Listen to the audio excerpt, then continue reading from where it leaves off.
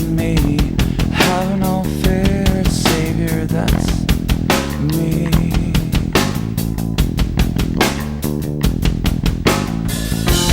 On a stable rock, I'll place you. Alright guys, hey, welcome to day 6 of our weight loss challenge. I was adding up the days, day 6.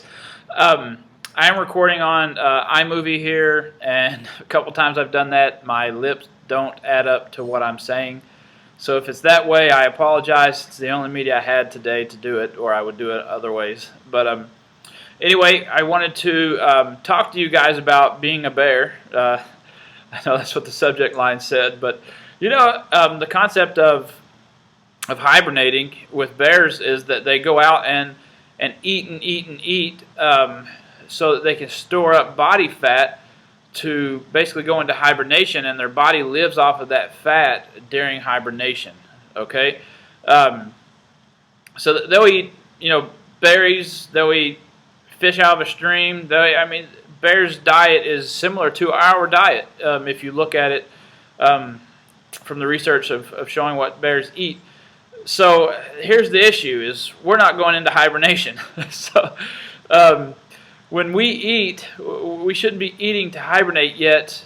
That's the effects that we see with our bodies. See, so if you're gaining weight to that extent, then you have to look and say, I'm eating to hibernate. You know, because the body, what it does is it takes what you're eating and it stores anything excess past what it needs to live based off what you're doing as fat, right? It goes to the arms, it goes to the neck, it goes to the gut, the thighs, and those are the popular and most common storage places of fat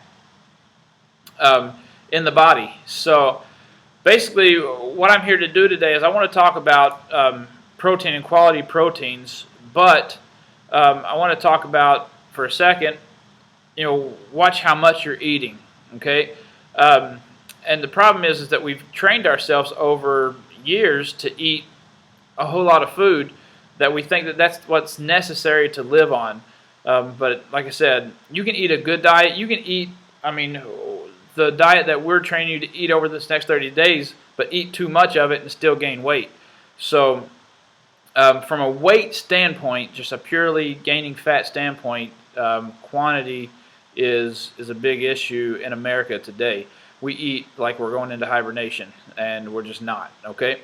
So protein, though, and it kind of tailors the two together. I didn't just talk about two separate things totally, but protein is a big issue because you're supposed to get 12 to 15 grams of protein in each meal, okay? But then we go out and eat, you know, a big, 12, 14-ounce steak is what we call protein, which, if you narrow it down, it's probably more right around the 6 to 8 grams, or 6 to 8 ounces is what you need as far as protein in a meal. You can eat other things as well with the meal, but as far as just the meat portion of it. But here's the bigger issue. We've all heard, and you've heard me say it quite a few times here, that we are what we eat, right? And that's true. But really, we are what we eat, if that makes sense. So you're not just the cow that you ate. You're actually what that cow ate. Does that make sense? Because what's making up the meat of that cow is literally what that cow ate. So you're only the quality of your meat is basically as good as the health of the cow that you're eating. So, and that goes with chicken and turkey and fish and all the different types of meat that you can eat. So it's very highly important, because I've had quite a few people in the program right now ask me, is it really necessary to eat organic meat? And absolutely it is.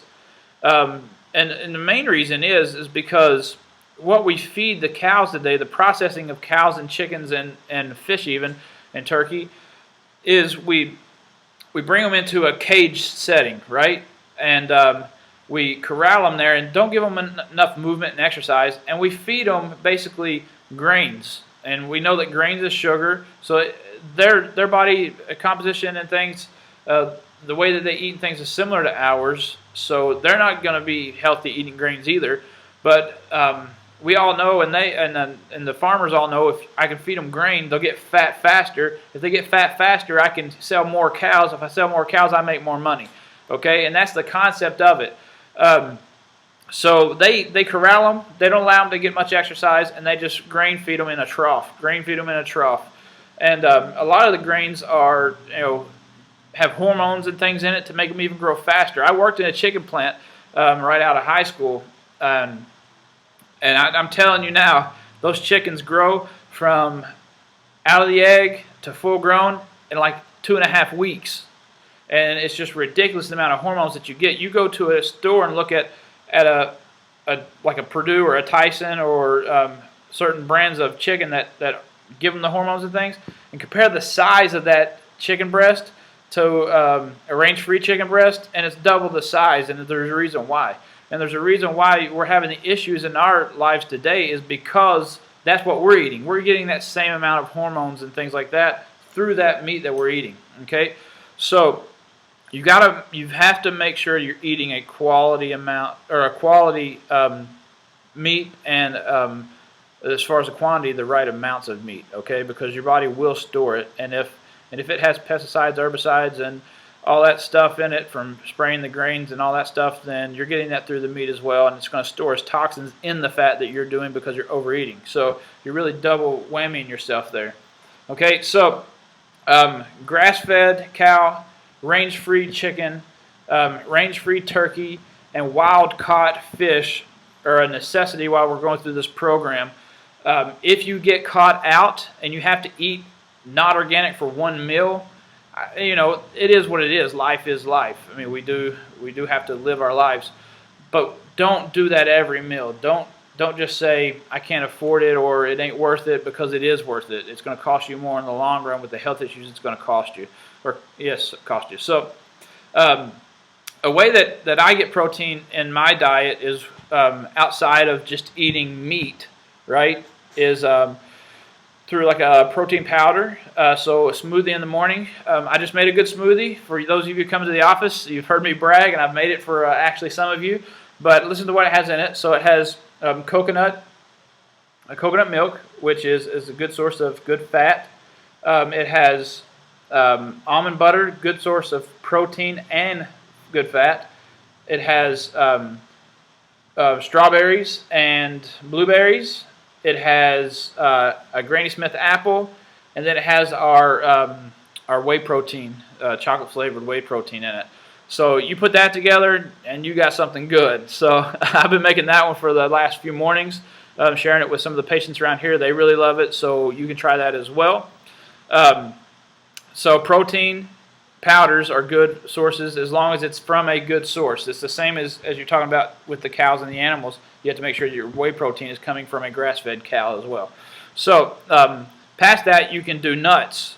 So nuts are a very good source of protein, so that you don't have to carry steaks around in your purses or your back pockets. All right.